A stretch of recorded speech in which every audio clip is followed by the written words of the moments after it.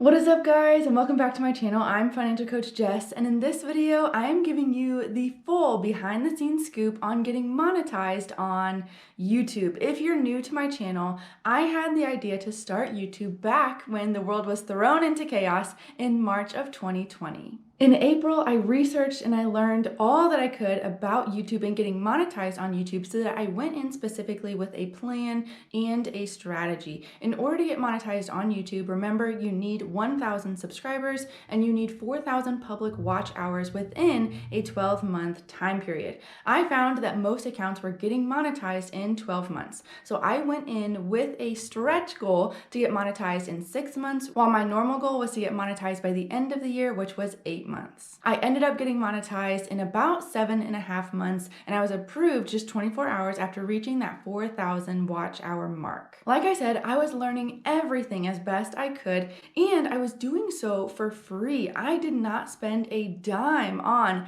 the research and development phase of starting YouTube, which is good news for you if you're thinking about starting. The R&D phase of starting YouTube included everything from SEO, YouTube tags, click-through rate, CPM, editing, shooting. I was all in. I want to show you the technology side of what I used to get 1,000 subscribers and 4,000 watch hours, and this is absolutely not some sort of affiliate spiel like you should buy the same stuff that I used. This is actually the opposite. I want to show you exactly what I used because I want to show you that it's possible to increase your streams of income using whatever you already have. If you are resourceful, do your research ahead of time and go in with a plan. You don't have to have a lot of money tied up with fingers crossed that your idea works. The very first thing that I use is actually Microsoft Word, but more importantly, the organization system that I have set up. I keep each and every video in a separate folder on my computer, and that includes any graphics, text, pictures. Everything has to be extremely organized because I repurpose a lot of this information, if not all of it. I actually started doing this after my third video, and I wish so bad I would have started it right when I started my channel with my first video, but I'm so glad that I started this organization process early on because it made starting the YouTube channel and growing the YouTube channel so much easier. As you can see, I write out all of my videos into scripts ahead of time, and this really helps me to fully process all of the information before I turn on the camera. I never stick 100% to the scripts, and I'm actually trying to get away from them more and more, but I would highly recommend it for new YouTubers in the beginning. Typing out all the information that I want to cover in each video also allows me to shoot very, very quickly. It usually takes me about an hour to shoot a 15 to 20 minute video, and this is a huge time saver because I can shoot a month's worth of videos in just one day. Now, 8 months into my channel, I take about a week off and on to type out a month's worth of videos. After that, I shoot them all in one day, and the bulk of my work is done. What I use to shoot all my YouTube videos and why everything is always a little bit distorted is because I'm using, as you can probably guess, a GoPro. When I was thinking about starting my channel, I knew we had a GoPro on hand. I knew it shot in 4K, and so I just kind of went with it. When I thought about starting the channel, what I didn't want to do is sink a bunch of money into YouTube because I didn't know where we were headed economically, and I didn't know how long it was going to take to get monetized on YouTube or if it was just going to be a good investment. So I told myself I'll use the GoPro, get this thing up and running. I can always upgrade later, but the thing I was still hung up on was the audio. I have a great USB microphone that I love using, and I've used it to guest star on podcasts. I use it to record modules within my program. I use it to record my trainings, but I didn't have a way to connect it to my GoPro. I was really bummed about this, so I researched, I tried to find an adapter, and I found out that GoPro does make an adapter, but it's $55. And I was like, I don't wanna make exceptions to not investing in this. What if this doesn't work out? I was just really hung up on the $55 adapter. And I'm not kidding you guys, I almost let this $55 adapter stop me from creating this channel. And at the end, I'll share how much I've made from YouTube so far and why it's absolutely insane that I almost didn't start the channel because of a $55 adapter. So I went ahead and bought the $55 adapter so that I could connect my microphone to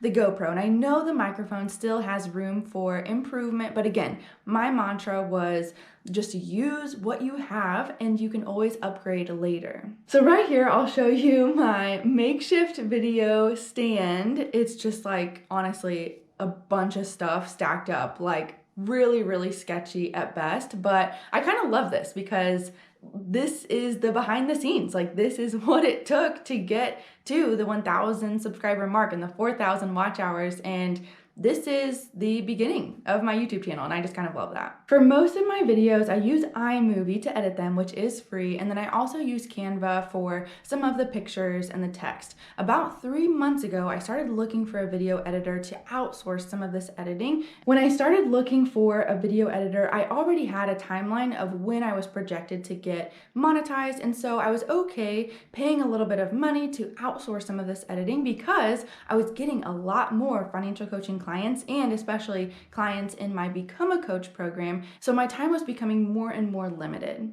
The whole goal of having a YouTube channel was to have evergreen content that could market for me while I use my time to coach and to mentor my clients. So outsourcing video editing has been a great investment. Another expense for YouTube that you guys probably don't think about is the closed captions at the bottom. YouTube will put their own CCs in your videos, but they are not always right. And I really wanted my closed captioning to be 100% or 99% correct because it's better for SEO. So I pay for all of my videos to be professionally transcripted. The price is determined by the length of the video, and I do just a couple every month to make sure that my channel stays optimized. All in, I've put exactly $937 into my channel in order to get it monetized, which in my eyes is not bad considering my videos are 4K, fully optimized, and I've been outsourcing my video editing for a couple months now. You might be thinking, oh shoot, this is gonna take you even longer to just break even with YouTube in that case. But you've gotta remember, I've been making money passively through affiliate marketing, and I wanna reveal my total for 2020. Even though I've had my channel for just over 8 months now, I've only been doing affiliate marketing for 6 months. But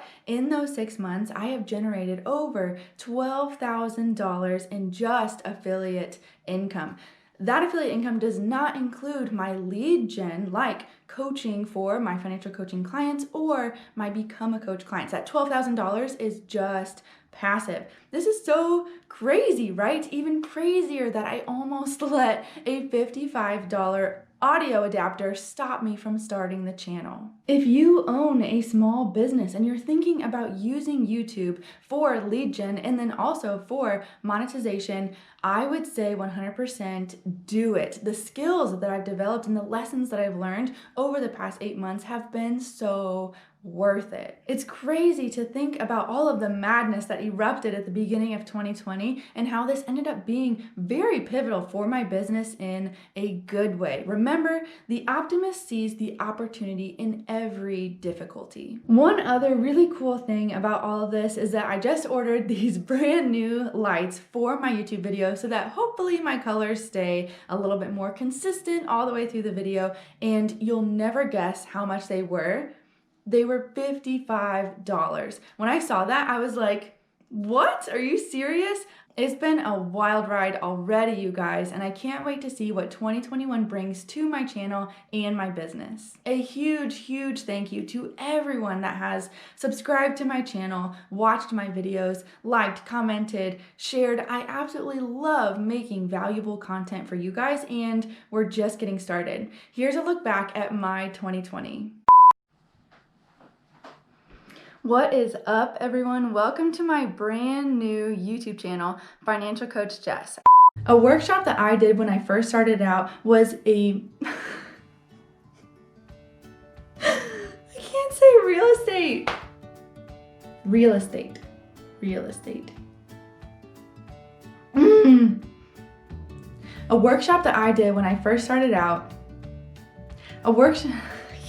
I can't do this. And this is the absolute best side hustle because it And this is the absolute best side hustle because it preserves our It's going to be very limited and it's going to be short. That's not, nope. And that's not how much I paid necessarily, but that's how much each thing broke down to. In my Become a Coach program, I take teachers at heart. I'm not really sure what the percentage will look like when it comes to our, especially with quarantine and a lot of people shopping online.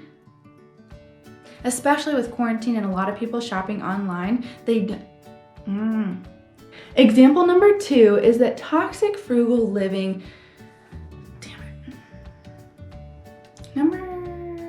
example number 2, toxic frugal living also leads, toxic frugal living. And so my time was already being spent a lot coaching, which is the whole point. Consistently. I love this question. I like crossed my eyes. What am I doing? Okay. Instead of being a slave to debt, they are now a slave to this subculture that would rather, damn it. It's kind of like polls within the Facebook group asking.